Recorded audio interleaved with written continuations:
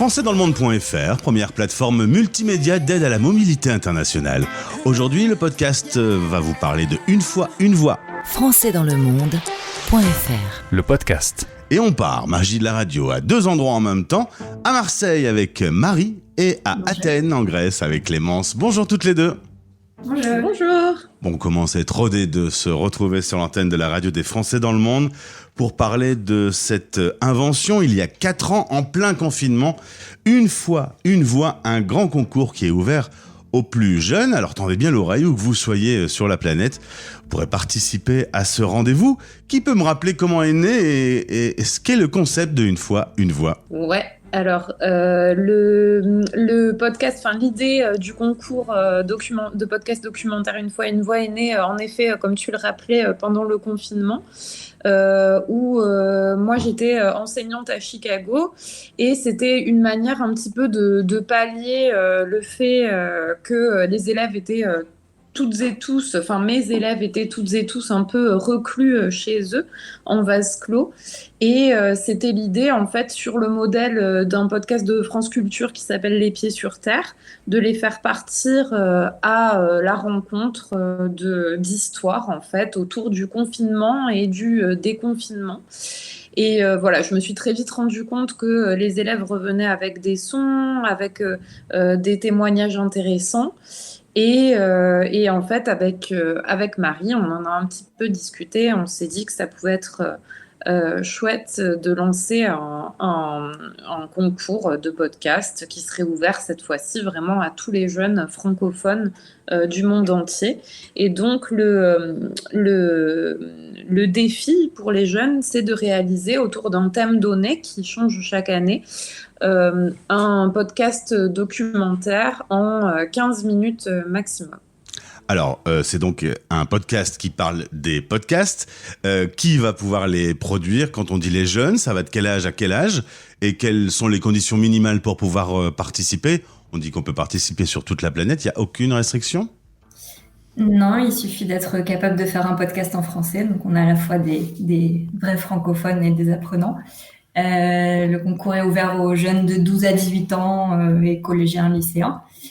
Voilà, et ils peuvent participer aussi bien dans le cadre scolaire que tout seuls de leur côté, sans encadrement ou avec une association. Donc voilà, l'idée c'est que ce soit très ouvert et que chacun puisse faire un podcast avec les moyens qu'il a, même seulement avec un téléphone. On a écouté en 2023 les gagnants. Il y avait notamment sur notre antenne des extraits. On est toujours très étonné de la qualité du travail des plus jeunes, hein, en se disant, avec ce regard un peu neuf sur le monde, en se disant, dis donc, ils ont quand même de sacrées idées. On devrait quand même leur donner peut-être même presque un peu plus de pouvoir. C'est ce qu'on se disait la dernière fois dans ce podcast. Vous aviez un joli thème. Il faut en trouver un 4e. Comment vous vous êtes décidé sur le thème de cette année ? On avait toujours, en fait, chaque fois qu'on part à la recherche d'un thème, on se dit toujours qu'il faut que ce thème, on puisse l'ouvrir ou le prendre plutôt de différents angles. Donc là, ce qui nous plaisait avec ce thème, dépendance, donc parce que le thème de cette année, ça sera dépendance et indépendance. Et l'idée, c'est que on puisse vraiment, attaquer, affronter ce thème de manière plutôt littéraire, sociologique, politique, etc. Et c'est vrai qu'à chaque fois qu'on choisit un thème, on réfléchit à ça en premier en se disant, voilà, il faut qu'il y ait une variété d'angles d'attaque et il faut aussi que ça soit un thème, bien sûr, qui résonne avec les problématiques et les enjeux actuels auxquels peuvent être confrontés les jeunes. Il faut que ça soit un thème qui parle aussi aux jeunes, sinon c'est pas la peine. Je vois déjà une dépendance au téléphone chez les plus jeunes, en tout cas. Oui, par exemple. Il y a aussi toute la question de la prise d'indépendance à l'adolescence, des rêves de liberté, etc. Tout ce qui touche aux relations aux autres, ou peut-être aux relations toxiques, ou au contraire à celles qui nous portent et qui nous aident à aller de l'avant. Enfin, voilà, il y a plein de choses très intimes aussi qui peuvent retrouver dans ce thème, comme Esther. Alors, dépendance et indépendance, toutes les infos sont sur unefoisunvoix.com. On est en phase d'inscription aujourd'hui. Donc concrètement, on peut y aller en solo, on y va avec sa classe, il faut être encadré. Comment ça se passe ? C'est très libre, on peut y aller tout seul, tout seul avec les moyens du bord ou de manière beaucoup plus encadrée. S'il y a des profs ou des référents aussi, d'associations, etc., qui nous écoutent, ils peuvent tout à fait mobiliser aussi des groupes de jeunes de leur côté. On peut participer tout seul ou en groupe, faire un podcast à plusieurs.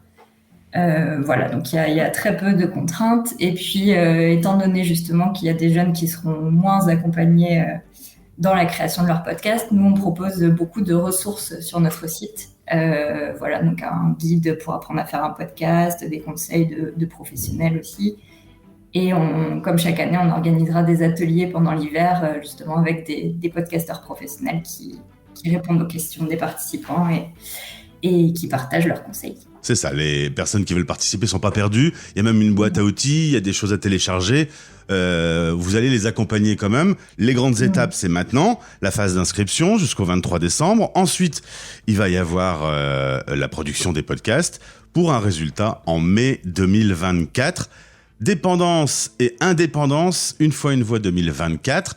Vous aviez eu combien de participants l'année passée ? Combien vous en attendez cette année ? On en a une quarantaine, pas loin de 50 l'année dernière. Donc ça fait, ça c'est le nombre de podcasts, donc ça fait plusieurs centaines de jeunes puisque beaucoup se mettent à plusieurs pour faire leur podcast. Et cette année, on espère en avoir encore plus.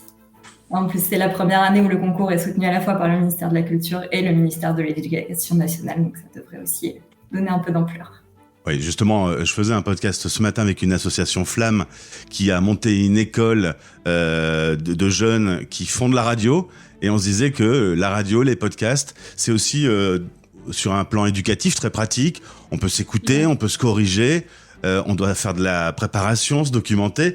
Donc il y a toute une dimension utile derrière ce concours. Ouais, c'est sûr. Et puis on le voit aussi à travers justement les professionnels de l'éducation et les professeurs qui s'en emparent. C'est-à-dire que on a une variété de disciplines qui sont touchées.